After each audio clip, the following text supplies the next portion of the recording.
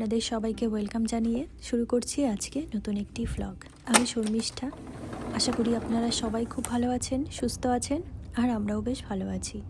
ঘড়িতে সময় এখন সকাল 7টা, আর একটু আগে আগে ঘুম থেকে উঠলেই চলে আসি ব্যালকনিতে শুধুমাত্রই সানরাইজ দেখার জন্য। সারা আকাশটা একটা কমলা আভা হয়ে রয়েছে, দারুণ লাগছিল দেখতে। আর এখান থেকে না সানরাইজটা খুব সুন্দর দেখা যায়। ভোরের আলো যদিও এখনও ফোটেনি, বাইরেটা আজ বেশ ঠান্ডা। ব্যাস সকালে কিছুক্ষণ দাঁড়িয়ে সানরাইজটা দেখে এখন চলে এসেছি সকালের ব্রেকফাস্ট করতে। খুব বেশি কিছু না, আমি একটু সুজি খাচ্ছি আর ওকে দিয়েছিলাম চা আর বিস্কিট। আজও একটু তাড়াহুড়োর মধ্যে দিয়ে রয়েছি। এর আগের দিন তো আমরা কস্কোতে গিয়েছিলাম বাজার করতে, আর আজ যাব একটু মাছ আর মাটন আনার জন্য। ব্যাস আজকের দিনের বাজারটা করলে আমাদের বাজারটা মোটামুটি শেষ হয়ে যাবে। আর আজকে বাজারে যাব বলেই খুব বেশি দেরি করিনি। সকালের ব্রেকফাস্ট সারা মাত্রই চলে এসেছি রান্নাঘরে দুপুরের খাবার বানানোর জন্য। কারণ ওই বাজার করে বাড়ি এসে রান্না করতে না ভীষণ কষ্ট হয়ে যায়, আর মাঝে মাঝে তো এত খিদে পেয়ে যায়। সেই জন্য ভাবলাম আগে রান্না বান্নাটা সেরে নিই, সময় থাকলে খাবার খেয়ে বেরিয়ে যাব, না হলে বাইরে থেকেই খেয়ে নেব। আজকে খুব বেশি কিছু রান্না করব না, আজকে ওই গাঠি কচু দিয়ে রুই মাছের ঝোল রান্না করব। এদিকে গাঠি কচুগুলোকে একটু লম্বা লম্বা করে কেটে নিয়েছি। অনেকে দেখেছি গাঠি কচুগুলো একটু সিদ্ধ করে নেয়, তবে আমার মাকে দেখেছি গাঠি কচু কখনোই সিদ্ধ করে না, একটু ভেজে নিয়ে তারপরে রান্না করে। তাতে কচুগুলো একেবারে গলে যায় না। একদম গলে গেলে না গাঠি কচুটা আমাদের খুব একটা ভালো লাগে না খেতে। একটু শক্ত শক্ত থাকবে তাহলেই ভালো লাগে। তো যাই হোক, এদিকে এখন মাছে লবণ হলুদ মেখে নিয়েছি। মাছগুলোকে হালকা করে একটু ভেজে নেব। কস্কো থেকে আসার পরের দিনই ও একটু কাজের জন্য পাশের একটা শহরে গেছিল, আর সেখানে পাশেই ছিল একটা বাংলাদেশি দোকান। সেখানে আমরা আগেও গেছি, ওখানেই ও গেছিল মাটনের খোঁজ করতে, আর সেখান থেকেই রুই মাছটা নিয়ে আসে। আর ওই দোকানে মাটনের খোঁজ করতেই ওনারা বললেন রোজ সকালের দিকে মাটন কাটা হয়, মানে একেবারে ফ্রেশ মাটন। এ কথা শুনে তো ও ভীষণ খুশি হয়ে গেছে, আর সেই জন্যই শুধুমাত্র এই মাছটা নিয়ে চলে এসেছে। যেহেতু ও বিকেলের দিকে গিয়েছিল তাই আর মাটনটা আনতে পারেনি। তাই আজ আমরা আবার যাচ্ছি ওই দোকানেই, সেখান থেকে ওই ফ্রেশ মাটন ওগুলো নিয়ে আসবো। বেশ ভালোই হয়েছে। এতদিন আমরা জানতাম আমেরিকাতে ভালো মাটন পাওয়া যায় না, আর আমিও সেটাই দেখেছি। কতবার যে কত দোকান থেকে মাটন নিয়ে এসেছি, তবে সেই মনের মতন আর হয় না। আর রান্না করলেও যে খুব একটা টেস্ট লাগে সেটাও না। এইবার বোধহয় আমাদের এই মাটনের ঝামেলাটা একটু দূর হবে। দেশে থাকতে আমরা কত ফ্রেশ মাটন খেয়েছি, প্রথম প্রথম তো এদেশে এসে কিছুই ভালো লাগতো না খেতে। সব কিছু যদিও একটু মানিয়ে উঠতে পেরেছি, তবে মাটনটা কখনোই পাইনি মনের মতন। সেই জন্য ভাবলাম যে যাই, এই দোকান থেকে নিয়ে আসি, যদি মাটন ভালো হয় তাহলে প্রায়ই যাব এই দোকান থেকে মাটন আনতে। আরও জানেন তো, মাটন না খেতে খেতে প্রায় ভুলতেই বসেছি মাটন খাওয়াটা। সে যাই হোক, এদিকে আমার মাছের ঝোলটা অর্ধেকটা হয়ে এসেছে। ফোড়নের জন্য আমি একটু রাঁধুনি, জিরে, শুকনো লঙ্কা, তেজপাতা এটা দিয়ে দিলাম। ব্যাস এবার আরও কিছুক্ষণ ফুটিয়ে রাখবো। এরপর একটু জিরে আগে থেকে ভেজে রেখেছিলাম, সেটাই ওপর থেকে ছড়িয়ে দিলাম। আর এই গাঠি কচুর সঙ্গে জিরের ফ্লেভারটা খুব ভালো যায়। তো যাই হোক, এদিকে আমার তৈরি হয়ে গেল গাঠি কচু দিয়ে রুই মাছের তরকারি। আজকে আর খুব বেশি ঝামেলা রাখিনি, শুধু এক তরকারি আর ভাত। এখন এটাকে নামিয়ে নিচ্ছি। এরপর আমরা এই দুপুরে একটু একটু করে খাবার খেয়েও নিয়েছিলাম। এরপরে রেডি হয়ে সোজা বেরিয়ে যাব। আর তাছাড়াও যতক্ষণ না জিনিসপত্র নিয়ে এসে ঘরে রেডি করে রাখছি, ততক্ষণ যেন একটা ভয়ের কাজ করছে। হাজার হলেও প্রথমবারের মতন কেউ আসছে বাড়িতে, হয়তো পরের বার যখন কেউ আসবে তখন এই জিনিসটা আর হবে না। সে যাই হোক, চলুন। এরপর আমরা রেডি হয়ে বেরিয়ে পড়েছি। সকালে তো দেখছিলাম বেশ ভালোই রোদ উঠেছে, বেরোনোর পরে দেখছি এরকম আকাশটা অন্ধকার হয়ে রয়েছে। আর ওই একই রাস্তা দিয়ে আমরা অনেকবার যাই বাজারে, তখন দেখি কি সুন্দর গাছের পাতাগুলো হয়তো সবুজ হয়ে থাকে, না হলে রং বেরঙের হয়ে থাকে। আর এখন দেখছি চারিদিকে তো একটা পাতাও নেই, প্রত্যেকটা গাছ শুধুমাত্র দাঁড়িয়ে রয়েছে কয়েকটা ডালপালা নিয়ে। আরও কিছু কিছু গাছ আছে যেগুলো সবুজ হয়ে রয়েছে, ওগুলো একেবারে ঠান্ডার গাছ, সেই জন্য গাছের পাতাগুলোও সবুজ হয়ে রয়েছে।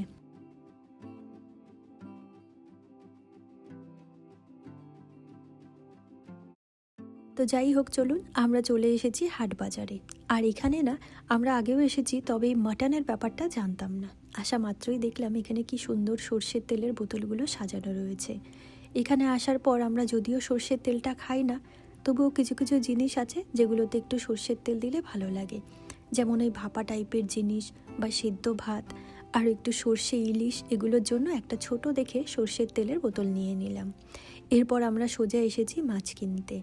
আরও এই দোকান থেকে আমরা বেশ কিছু দেশীয় মাছ নিয়ে যাব। সমস্ত দোকানগুলোতে দেশীয় মাছ খুব ভালো পাওয়া যায়, তবে একটাই অসুবিধা হয়, প্রত্যেকটা মাছে না বেশ ভালো ডিম থাকে।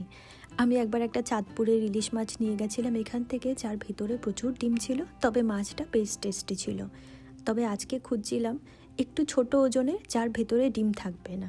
তো সেরকম তো একটা মাছও পেলাম না, শেষমেশ একটা পেয়েছি, সেটারও ওজন ওই 3 কিলোর কাছাকাছি। এই ইলিশ মাছটা পার এলবি $13 নিয়েছে। এরই মধ্যে আমরা আরও একটা রুই মাছ পছন্দ করেছি, আর এবার চেয়েছি মাছগুলো একটু ছোট সাইজের নিতে, কারণ ছোট মাছগুলো দেখেছি একটু বেশি টেস্টি হয়। তবে জানেন তো, মাছ কেনাটা আমি কোনোদিনই খুব একটা ভালো বুঝি না, তবে এদেশে এসে একটু হলেও শিখেছি। এরপরে দেখছিলাম ইলিশ মাছটা থেকে বেশ বড় বড় ডিমও বেরোচ্ছিল। কি আর করা যাবে, এটাই ছিল সব থেকে ছোটো সাইজের ইলিশ। তো যাই হোক, দেশে থাকতে তো প্রচুর বাজার করেছি আমি, তবে ওই সবজি বাজারটা বেশি করেছি, কারণ ওই সবুজ সবুজ শাক সবজি কিনতে আমার খুব ভালো লাগে। আর এদেশে এসেও আমি বাজার করাটা বেশ ভালো এনজয় করি, কিন্তু কোনোদিনই ওই মাছ কেনার দুঃসাহসটা আমি দেখাইনি, কারণ মাছ আমি কোনোদিনই খুব একটা ভালো কিনতে পারতাম না। এখনও যে খুব ভালো মাছ কিনতে পারি সেটাও না, আসলে এদেশে তো খুব বেশি অপশান নেই। বেশি ভালো ভালো মাছগুলো তো প্রথমে এদেশে চলে আসে, তাই সব মাছ বলতে গেলে প্রায় ভালোই থাকে। ওই বেছে বেছে যে মাছটা দেখতে বেশ ভালো লাগে সেটা নিয়ে যাই, সেই জন্যই আর কি বলি এখন মাছ কেনা শিখে গেছি। তো যাই হোক, চলুন।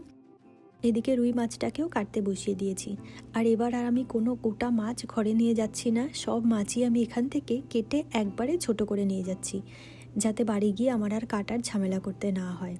সে যাই হোক, আর এখানে আমি রুই মাছের মাথাটাকে একেবারে ছোট করে নিয়ে যাচ্ছি।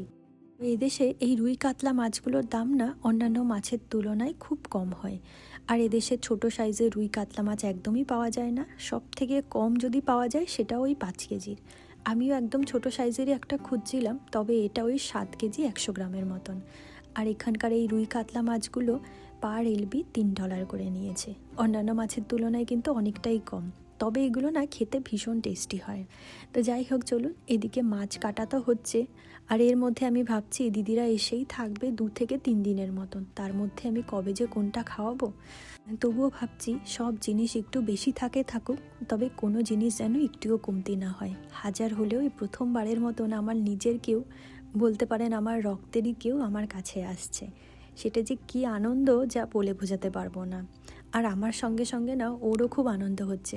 আসলে এরকম তো নিজেদের কেউ আসে না এখানে, যা হয় ওই দুজনের মধ্যেই। আমরা নিজেরা খাই, নিজেরা ঘুরি, নিজেরাই সব কিছু করি, আর সেখানে যদি হঠাৎ করে নিজেদের কেউ আসে, তার যে কি আনন্দ সেটা আমি এই প্রথমবারের মতন বুঝতে পারছি। আমার তো সবসময় মনে হয় যদি একেবারেই নিজেদের কাছের কেউ আশেপাশেও যদি একটু থাকতো, কী যে ভালো লাগতো। এত জায়গায় আমরা ঘুরতে যাই বা এত জায়গায় যাই, তবে নিজের মানুষের বাড়িতে আমরা এখানে চাইলেও যেতে পারি না। ওই কোথাও যাওয়া বলতে ঘুরতে যাওয়াটাকেই বোঝায়। তবে এখন জানেন তো, এটাই ভাবতে ভালো লাগে, আমার নিজের কেউ, আমার রক্তের কেউ আমার খুব কাছে রয়েছে, আমি চাইলেই সেখানে টুক করে ঘুরে আসতে পারবো। আরও আমাদের দেশে কি হতো, হয়তো কাজ করছি বা বসে রয়েছি, হঠাৎ করে কোনো একটা আত্মীয় চলে আসতো, তখন যে কি আনন্দ হতো। আর আমাদের দেশে তো সব সময় ওই ফোন করে বা ইনফর্ম করে কেউ কারোর বাড়ি যায় না, এখন হয়তো অনেকে যায়, তবে আগের দিনগুলো তো ওরকম ছিল না, তাই খুবই আনন্দ হতো। আর সেটাই ভাবি, ওরকম কি এখানে কখনো হবে যে হয়তো কাজ করছি বা বসে রয়েছি, হঠাৎ করে কেউ চলে আসলে বাড়িতে। আর এদেশে সবাই সবার বাড়িতে যায় ইনফর্ম করে, সে যত কাছের মানুষই হোক না কেন, কারণ এদেশের মানুষ প্রথমত ভীষণ কর্মব্যস্ত থাকে, আর তারপরেও সব কিছু যেহেতু নিজেদের একা হাতে সামলাতে হয়, সেই জন্য সময় বের করাটাও না খুব দুষ্কর। সেই জন্যই কেউ কারোর বাড়িতে গেলে সব সময় ইনফর্ম করে যায়। যাই হোক, চলুন। আর এদিকে গল্প করতে করতে দেখুন মাটনও চলে এসেছে। কতদিন পর যে এরকম গোটা মাটন দেখলাম। দেশে থাকতে তো দেখতাম প্রত্যেক দোকানে ঝোলানো থাকতো, তবে আমেরিকাতে এসে প্রথম এরকম গোটা মাটন আমি দেখছি নিজের চোখের সামনে কাটতে। তবে মনটা একটু খারাপ হয়ে গেল, এটা ছিল মাটনের লাস্ট পিস। মানে এখানে মাটন কাটার সঙ্গে সঙ্গেই নাকি একেবারে খুব তাড়াহুড়ো করে বিক্রি হয়ে যায়, তাও আবার নাকি ভোরবেলার দিকে কচি মাটনটা কাটা হয়, সেটা তো কাটার সঙ্গে সঙ্গে নাকি লোকে লাইন দিয়ে নিয়ে যায়। আর এটা ছিল ওই রেগুলার যে গোটগুলো সেটা, তাও আবার একেবারে শেষের দিকের পিসটা পেয়েছি। ওই কচি মাটন নেওয়ার জন্য আমাদের আরও আগে আসতে হতো, সে তো জানতাম না। তবুও দিদির দৌলতে যেটুকু জানতে পেরেছি এখানে গোটা মাটন বিক্রি হয়, এটাই অনেক। পরের বার নিশ্চয়ই একেবারে ভোরের দিকে আসবো কচি মাটন নেওয়ার জন্য। যাই হোক, মাটনের এই অংশটুকু দেখে তো আমাদের বেশ পছন্দ হয়েছিল, আর ওকে তো দেখছিলাম হাত দিয়ে দেখিয়ে দিচ্ছিল কোথা থেকে নেবে। তবে যেহেতু এইটুকুই বাকি ছিল, আমরা যেটুকু নেব তারপরে যেটুকু থাকবে সেটা একেবারে অল্প থাকবে। তাই ভাবলাম একটু গুছিয়ে নিজেদের পছন্দ মতন র্যাকের সাইডটাও নিই, আর তার সঙ্গে একটু মাংসও নিয়ে যাই। মাংস বলতে এখানে তেমন কিছু ছিল না, ওই হাড়ই ছিল বেশিরভাগটা। সবশেষে ভাবলাম ওই পাটুকু বাদ দিয়ে যেটুকু মাটন আছে আমরা ওটাই নিয়ে যাই। এখানে হয়েছিল মোট ওই 7 কেজি 200 গ্রামের মতন মাংস। পার এলবি এখানে মাটন $9 করে ছিল। ইলিশ মাছের থেকেও দাম কম, দেখেছেন? ইলিশ মাছ ছিল $13 পার এলবি, আর এখানে এই পার এলবি $9 করে। তো যাই হোক, চলুন এখন এই মাটনটা আমি 3 ভাগে ভাগ করে নিয়ে যাচ্ছি, কারণ ওই ফ্রিজে ঢোকানো মাত্রই মাটন তো সব এক জায়গায় হয়ে গেলে তখন আর বুঝতে পারবো না, আর ওই বের করে আবার আলাদা করতে না বেশ কষ্ট হয়ে যায়। সেই জন্য একবারে আমি 3টে ভাগ করে নিয়ে যাচ্ছি। সে যাই হোক, চলুন আজকের মতন আমাদের এখানকার বাজারও শেষ হয়ে গেল, আর সেই সঙ্গে না একটা চাপও মাথা থেকে নেমে গেল যে মাটনটা আর মাছটা আমরা ঠিকঠাক কিনে উঠতে পেরেছি। এবার বাকি রয়েছে শুধু কাঁচা সবজি বাজার। সেই জন্যই আমরা সোজা আবার এসেছিলাম ইন্ডিয়ান বাজারে। অনেকক্ষণ টাইম ওখানে থাকার পর একটু খিদেও পেয়ে গিয়েছিল, আর তাছাড়া আজকের ওই সকালের পরের থেকে গোটা দিনটা মেঘলা, তাই বাইরে অন্ধকারটাও আজকে একটু তাড়াতাড়ি হয়েছে। আর এই বিকেল বিকেলে না একটু খিদেও পেয়েছিল, তাই আমি এখানে বসে চা, সিঙ্গারা, চপ খাচ্ছিলাম। সেই সঙ্গে আমরা ধোসা অর্ডার করেছিলাম। আমেরিকার যে কোনো ইন্ডিয়ান দোকানগুলোতে না সাউথ ইন্ডিয়ান খাবারগুলো ভীষণ টেস্টি হয়, আর এই ধোসাটাও ঠিক সেরকম ছিল। সেই দেশে থাকতে শেষবার ধোসা খেয়েছিলাম, আর এই যে খাচ্ছি, কী যে ভালো লাগছিল খেতে। আরও জানতামই না এই দোকানে এত টেস্টি ধোসা বিক্রি হয়। আমরা তো এখানে আসলে বেশিরভাগ ওই চপ, সিঙ্গারা আর চাই খেয়ে থাকি। সে যাই হোক, চলুন দুজনে মিলে গরম গরম ধোসা খাচ্ছিলাম। বেশ ভালো টেস্ট ছিল কিন্তু ধোসাটার। আর এখান থেকে আমি ওই টুকটাক কিছু ঘরোয়া জিনিসপত্র নেব, আর একটু কাঁচা সবজি নিয়ে যাব। তার আগে চলুন এখান থেকে বেছে বেছে কিছু বিস্কিট নিয়ে যাই।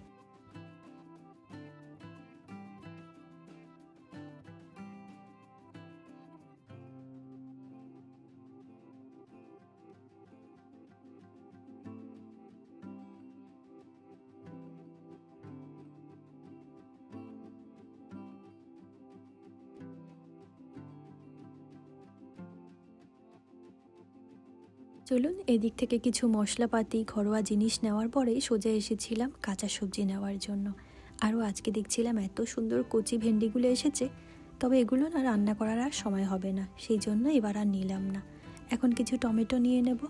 আমরা বেশিরভাগ ওই লম্বা টমেটোটাই নিই, তবে আজকে না একটু গোল টমেটো নিয়ে যাচ্ছি। দিদির তো ছোট একটা মেয়ে আছে, ও আবার টমেটো ছাড়া নাকি ভাত খেতে পারে না, সেই জন্য একটু গোল টমেটো নিলাম, আর আমাদের জন্য লম্বা টমেটোটা নিয়ে নিয়েছি। আজকে লেবুগুলোও দেখছি বেশ ভালো এসেছে, একেবারে গাছ পাকা। তবে ঘরে এত ফল রয়েছে, সেই জন্য আর আজকে লেবুগুলোও নিলাম না। আজ খুব বেছে বেছে আমি সবজি নিয়ে যাচ্ছি। এখান থেকে কিছুটা করলা নিয়ে যাব। এত সুন্দর দেখলাম কচি কচি করলা এসেছে, তাই আর না নিয়ে পারলাম না, তবে একটু অল্প করেই নেব করলা নেওয়ার পরেও এদিক থেকে আরও টুকটাক কিছু বাজার করে নিয়েছি। আজকে সারা দিনটাই প্রায় বাজার করতে করতে চলে গেল। ঘরে গিয়ে ভাবছি কিছু জিনিস আগে থেকে করে গুছিয়ে রাখবো। তো চলুন, এদিকে আমাদের এখানকার বাজারও হয়ে গেছে, এখন এগুলো বিল করার পালা।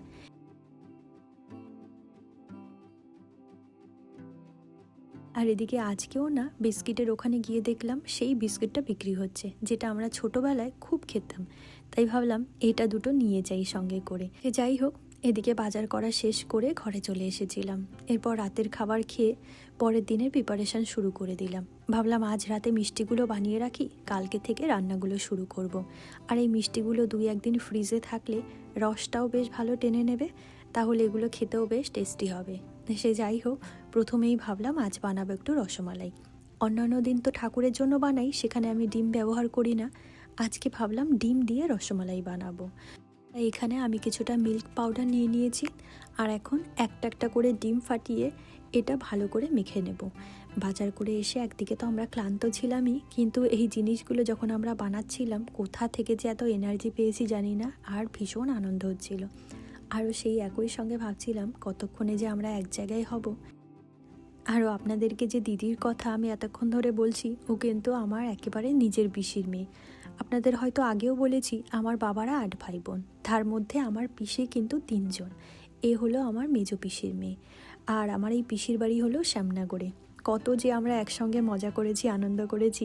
আবারও যে সেরকম একটা দিন, তাও আবার আমেরিকাতে বসে আসবে, এটাই ভাবতে ভালো লাগছে। আর তাছাড়াও যদি পিসি, পিসেমশাই, দাদা সবাই একসঙ্গে হতো, তার আনন্দ তো একটা আলাদা ছিল। তবুও এখানে যে শুধু দিদিকে পেয়েছি, এটাই অনেক। আর এদিকে আমি যে মিশ্রণটা বানিয়েছিলাম, সেখান থেকে এরকম ছোট ছোট মিষ্টি আকারে গড়ে নিয়েছি। আর একপাশে আমি দুধ বসিয়ে দিয়েছিলাম, সেটাকে কিছুক্ষণ ধরে জাল দিয়ে অর্ধেকটা করে নিয়েছি। তারই মধ্যে এখন এই ছোট ছোট বলগুলো দিয়ে দিচ্ছি। আর এই মিষ্টিগুলোকে দুধে দেওয়ার পরে আমি ঢেকে ঢেকে প্রায় 25 থেকে 30 মিনিটের মতন ফুটিয়েছি। এগুলো সব শেষে ফুলের রসমালাইয়ের মতন হয়ে গেছিলো, এত ভালো লাগছিল দেখতে। আর নামানোর আগে এতে আমি একটু কনডেন্স মিল্ক দিয়ে দেবো, ব্যাস, তাহলে আমার এখানে রসমালাই রেডি হয়ে যাবে। আজকে অত আর ডিটেলসে দেখাচ্ছি না, কারণ সময় তো হাতে খুব কম ছিল, তাই খুব তাড়াহুড়ো করে জিনিসপত্রগুলো আমি রেডি করেছিলাম। আর এরপরে আমি একটা মালাই চপও বানিয়েছিলাম। আর এখন সব শেষে আমি একটু সন্দেশ বানাচ্ছি। এখানে সামান্য একটু দুধের মধ্যে একটু ঘি নিয়ে ভালো করে মিশিয়ে নেব। আর তার মধ্যে আগে থেকে আমি ছানা ভালো করে মেখে রেখেছিলাম, সেই ছানাটা এর মধ্যে দিয়ে দিলাম। এরপরে কিছুক্ষণ নাড়াচাড়া করে এতে এক এক করে কিছু কিছু জিনিস মেলাতে থাকবো।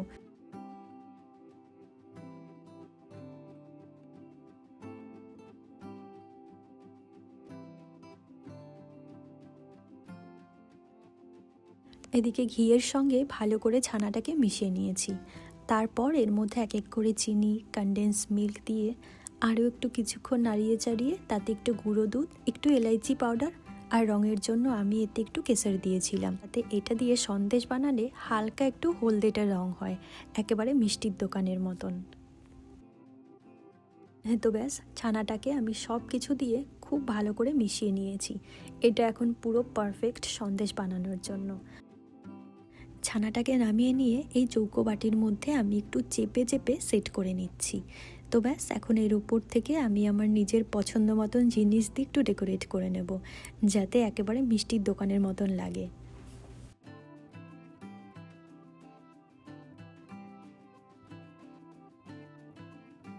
এটাকে ডেকোরেট করার পর কিছুক্ষণ ঠান্ডা করে ফ্রিজে রেখে দিয়েছিলাম 30 মিনিটের জন্য। তারপর একটু সেট হয়ে গেলে এখন আবার বের করেছি এটাকে চৌকো শেপ করে সন্দেশের মতন করে কেটে নেবার জন্য।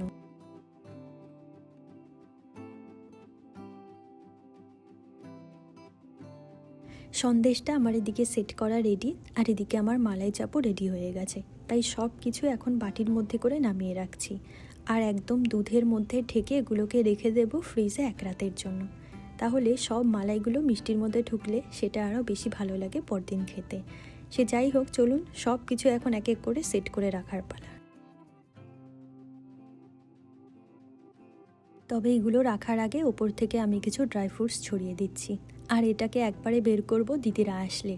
সে যাই হোক, চলুন তাহলে আজকে সব কিছু একসঙ্গে করে গুছিয়ে রাখলাম। মিষ্টি বানানোর পর্বটা তো শেষ হয়ে গেল, আর বাকি রয়েছে রান্নাবান্নাগুলো, সেগুলো কালকে থেকে শুরু করে দেব। আর সেই সঙ্গে চলুন তাহলে আজকের মতন আমার ভ্লগটি আমি এখানেই শেষ করব। আবার আপনাদের সঙ্গে দেখা হবে খুব শীঘ্রই নতুন একটি ভ্লগ নিয়ে। ততক্ষণের জন্য আপনারা সবাই খুব ভালো থাকবেন, সুস্থ থাকবেন। আর আমার ভ্লগগুলি যদি আপনাদের ভালো লেগে থাকে, একটা লাইক করে চ্যানেলটি সাবস্ক্রাইব করে দেবেন। আর কেউ যদি ফেসবুক পেজ থেকে দেখে থাকেন, তাহলে আমার পেজটিকে একটা লাইক করে দেবেন। তো চলুন আজকের মতন টাটা।